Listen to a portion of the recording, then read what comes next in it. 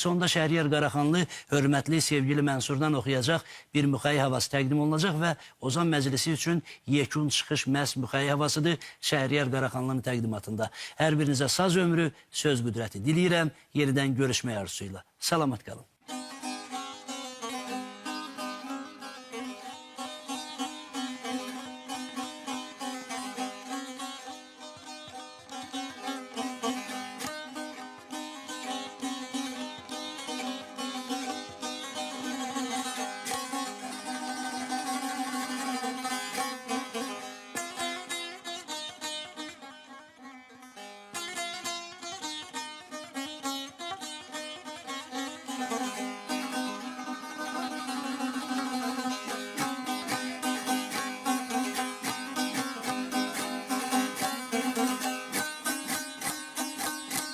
Belene güzel otur bey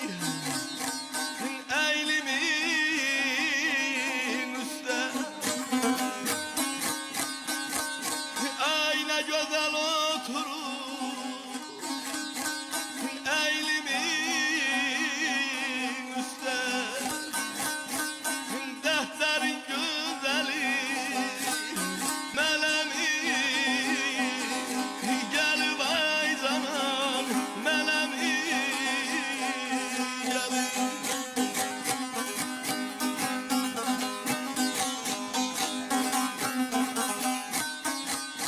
Ele bir kumrun oxuyur ey başımın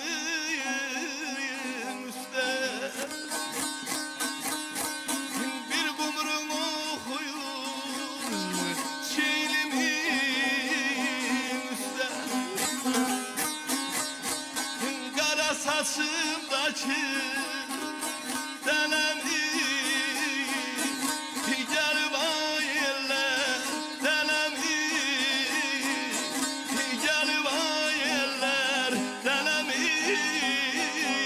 Gel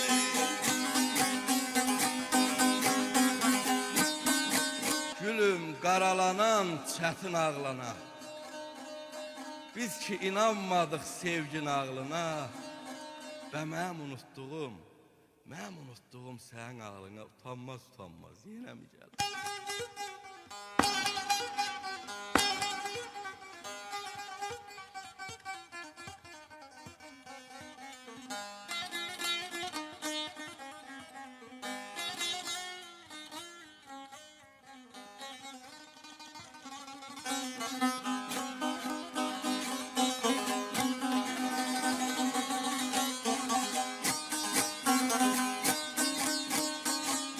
Ay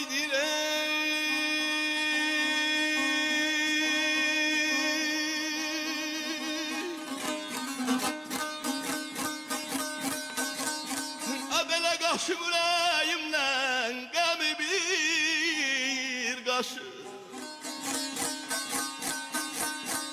Qaşı yüreğimden Qəmi bir qaşı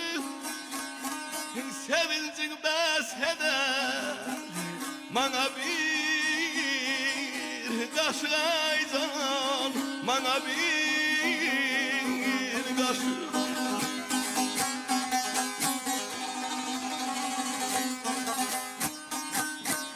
Döngerin ömrümün yarı yoldaşı Könlümün sultanı Selami Gel vay gelim Selami Gel vay eller Selami Gelim Qaşı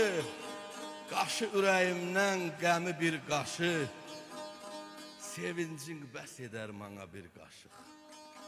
Dön geri ömrümün yarı yoldaşı Könlümün sultanı sənəmi gəlib